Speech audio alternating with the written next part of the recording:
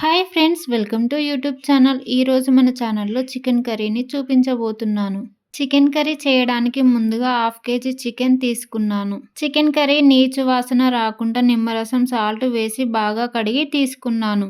చికెన్లోకి 1 spoon పసుపు, రుచికి సరిపడినంత సాల్ట్, 2 స్పూన్ కారం వేసుకొని ఒకసారి పూర్తిగా కలిసేలా కలుపుకొని అర్ధగంట పక్కన పెట్టండి.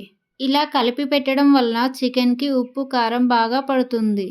ఇప్పుడు చికెన్ కర్రీ చేయడానికి ముందుగా గ్యాస్ ఆన్ చేసుకొని కడాయి పెట్టి కడాయి వేడెక్కాక 3 స్పూన్ ఆయిల్ వేసుకోవాలి.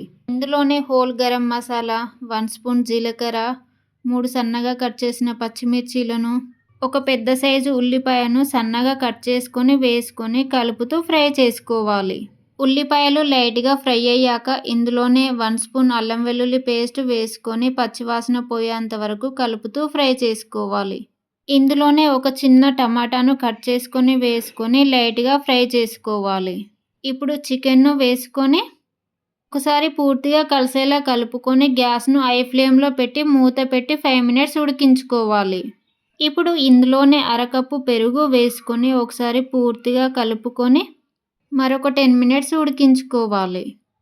ఇప్పుడు మీ గ్రేవీకి సరిపడా వాటర్ వేసుకొని ఒకసారి కలిపి మూత పెట్టి బాగా ఉడికించుకోవాలి.